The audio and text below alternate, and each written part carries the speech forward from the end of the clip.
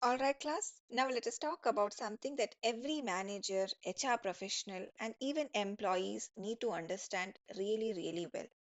That is human resource development system, or as we all love to call it in MBA, HRD. Now, HRD is not just about training employees or sending them to some fancy workshop with free samosas and certificates, but it is something that is a systematic process which is well planned to help people grow in their knowledge, their skills, and even in their mindset.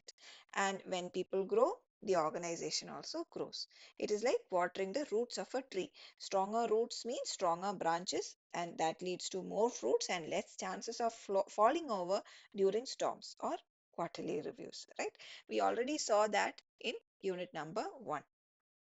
Now, HRD system is designed to create a culture of continuous learning, improvement, and adaptability. And in today's world, with AI, remote work, and unicorn startups popping up every month, that adaptability is non negotiable. So, how does this magical HRD work? Right? We all know there is nothing like one size fits all in business, right? So, HRD also has different parts or subsystems which all work together like a team. Let us understand these one by one. First of all, it needs assessment, right? HRD needs assessment. This is where the HR team sits down and asks, what skills does our employees need today for performing their tasks? And what are the skills they need to know tomorrow so that tomorrow's things are also taken care of? It is a bit like checking your fridge before planning what to cook. You need to know what is missing. And once you know what is missing, you will create a training and development program which is at the heart of HRD. It could be classroom training, it could be online training, mentorships, job rotation, or even just simply learning on the job.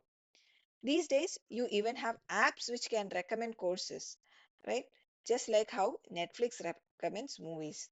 Personalized learning paths are becoming the norm in most organizations.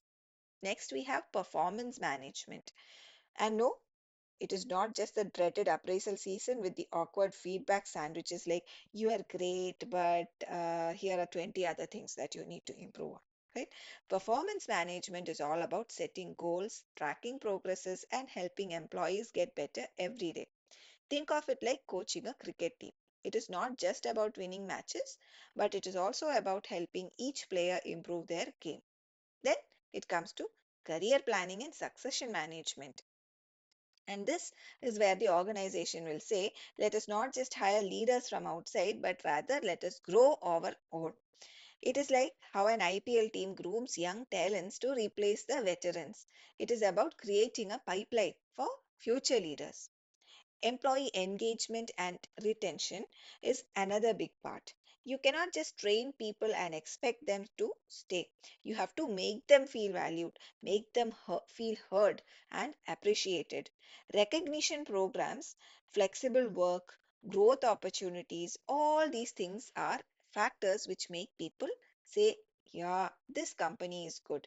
I think I'll stay over here for a couple more years because I'm good here. Another important part is talent management. When it comes to talent management, this is where the organization tracks who is doing well, who has that potential, and who needs support. And here is where modern human resource development systems get really, really cool. How? With AI. With AI tools as well as data analytics, we can identify the skill gaps and performance trends of all employees in real time, right? So we can do that talent management much more easily now. Organizational learning is another factor. It is like keeping the whole team on the same page. Knowledge sharing, best practices, lessons learned, these should flow freely across departments. There should not be any silos, there should not be any secrets.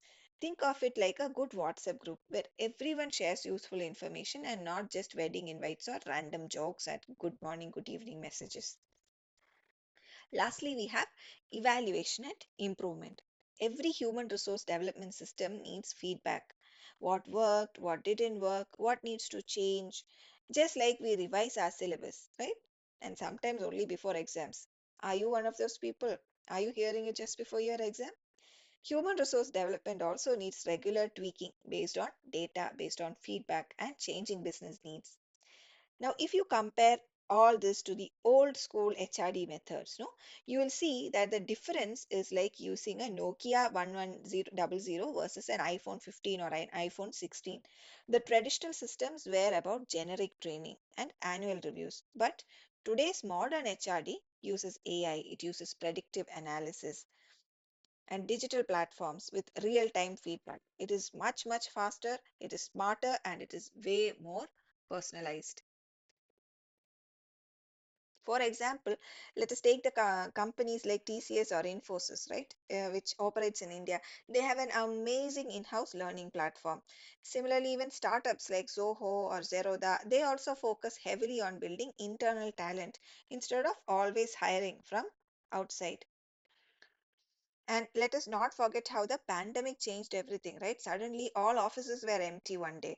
Training rooms were replaced by Zoom calls, and HR had to think fast.